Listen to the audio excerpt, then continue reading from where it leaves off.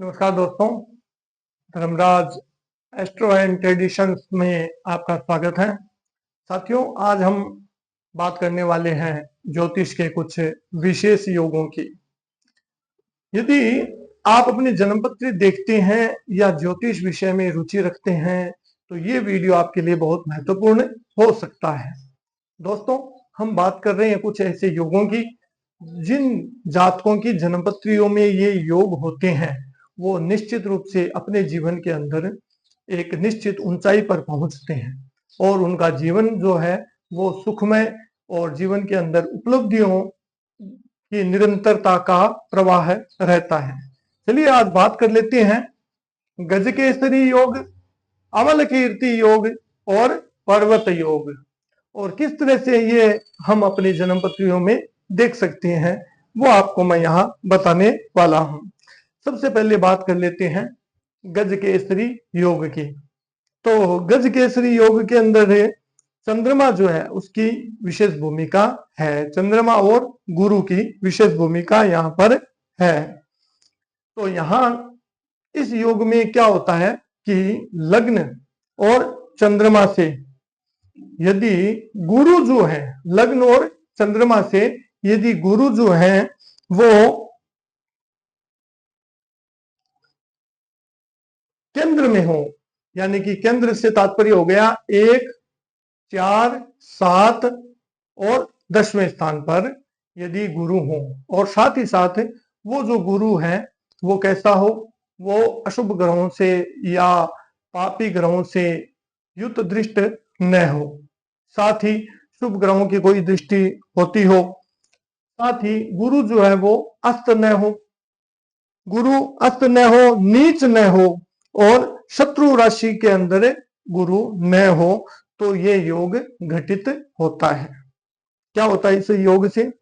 इस योग से जो व्यक्ति संपन्न होता है वो अपने जीवन में उपलब्धियां गिन नहीं सकता, इतनी अधिक उसके पास उपलब्धियां होती है।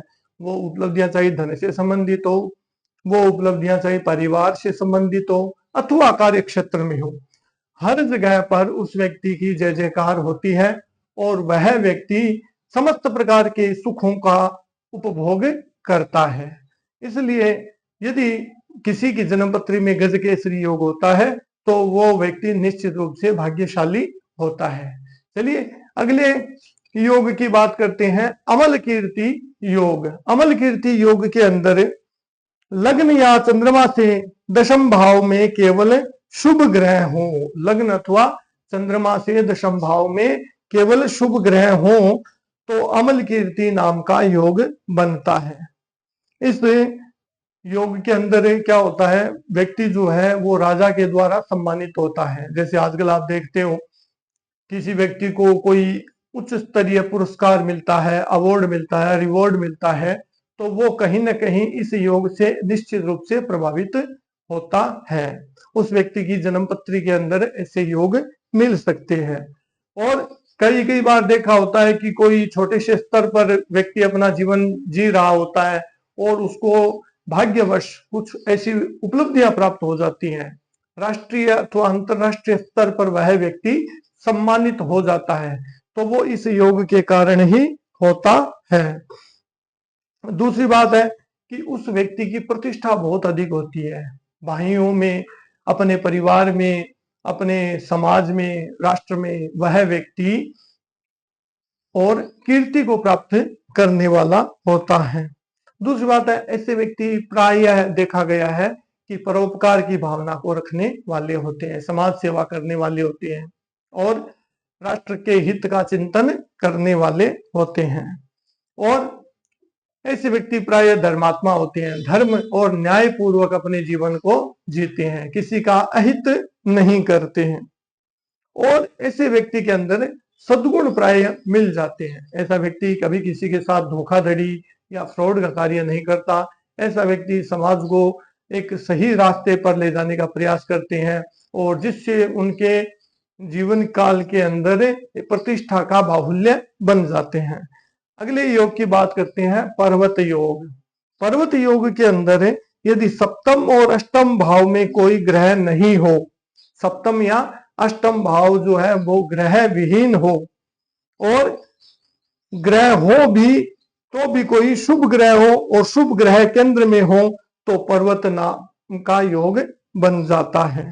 इस योग में व्यक्ति अच्छा वक्ता होता है। जितने भी प्रखर वक्ता आपने देखे होंगे जो अपनी वाणी के द्वारा लोगों को प्रभावित करते हैं, ऐसे व्यक्तियों में की जन्मपत्रियों में कहीं न कहीं पर्वत योग देखने को मिल जाता है। उसके बाद में अगर बातचीत की जाए तो वो व्यक्ति अपने अध्यापन के स्तर में बहुत अधिक उन्नति कारक होता है, यानी कि अध्यापन के क्षेत्र में वो व्यक्ति बहुत उच्च स्तरीय पदों को प्राप्त कर लेता है। दूसरी बात है कि अलग अलग प्रकार के क्षेत्रों में सैटायर लिखने वाला होता है, यानी कि हास्य और व्यंग्य से उपहास करने वाला वो व्यक्ति होता है। और किसी संस्था अथवा जनों के समूह का वो प्रमुख या मुखिया होता है। तो ऐसा व्यक्ति यदि राजनीति में भी जाता है तो वहां पर भी वह व्यक्ति कीर्ति को प्राप्त कर लेता है। और किसी राज्य के प्रमुख का पद भी उसको मिल सकता है। प्रमुख के पदों में 3 पद विशेष हो जाते हैं, जैसे राज्यपाल का पद हो गया, मुख्यमंत्री का पद हो गया, अथवा यदि प्रशासन के अंदर वो व्यक्ति है तो चीफ सेक्रेटरी के पद को भी प्राप्त कर सकता है। इस तरह से ये जो योग हैं ये व्यक्ति के जीवन में उन्नति कारक होते हैं। और यदि आपको भी लगता है कि आपकी जन्मपत्री में भी ऐसे योग हैं तो आप उनको देख करके आप आश्वस्त हो जाइए, क्योंकि जीवन में आपका भाग्य उदय होने वाला है। और यदि आप अपनी जन्मपत्री को किसी अच्छे विद्वान ज्योतिष से परामर्श करके उसे दिखाते हैं, आप उसको पूछते हैं, तो भी उससे आपको जीवन के अंदर आगे बढ़ने का मोटिवेशन मिल जाता है। तो हमारी ये जानकारी आपको कैसी लगी? आप हमारे चैनल को लाइक कीजिए, सब्सक्राइब कीजिए, अपने दोस्तों, परिचितों, मित्रों के साथ शेयर कीजिए और बेल आइकॉन को दबाना बिल्कुल भी न भूलें। धन्यवाद।